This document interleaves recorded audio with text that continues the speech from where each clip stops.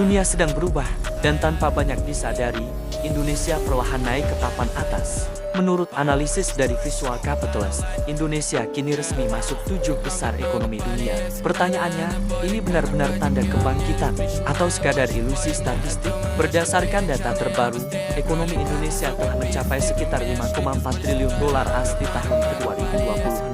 Dengan angka ini, Indonesia mengungguli negara seperti Brasil dan mulai mendekati kekuatan ekonomi tradisional dunia. Saat ini, hanya ada 6 negara yang masih berada di atas Indonesia: Tiongkok, Amerika Serikat, India, Rusia, Jepang, Jerman. Namun ada satu hal penting yang sering disalahpahami. Angka ini menggunakan purchasing power parity. Artinya, ini bukan sekadar ukuran kekayaan negara, tapi kemampuan daya beli masyarakat di dalam negeri.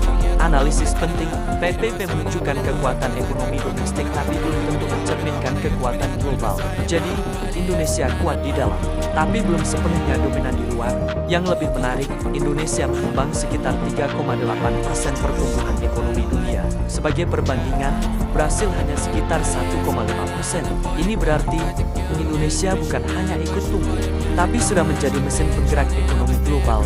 Menurut International Monetary Fund, ada beberapa faktor utama yang membuat Indonesia stabil. Daya beli masyarakat tetap kuat, UMKM berkembang pesat, investasi terus masuk, industri mulai tumbuh. Kombinasi ini menciptakan satu hal penting, resiliensi ekonomi. Di tengah krisis global, keputusan pemerintah untuk menahan harga BBM menjadi faktor krusial.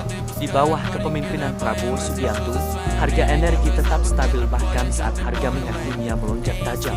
Dampaknya, inflasi terkendali, daya beli tetap terjaga, konsumsi domestik tetap hidup. Namun, kebijakan ini bukan tanpa konsekuensi. Menahan harga BBM berarti beban subsidi meningkat, tekanan terhadap APBN membesar.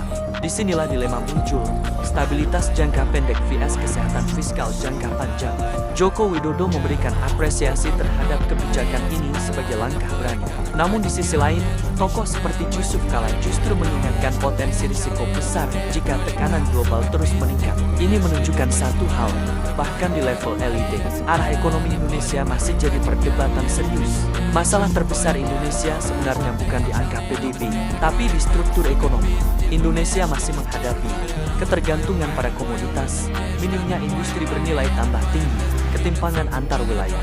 Artinya, Indonesia besar, tapi belum sepenuhnya kuat. Proyeksi menunjukkan Indonesia bisa masuk 10 besar ekonomi dunia secara konsisten di 2030.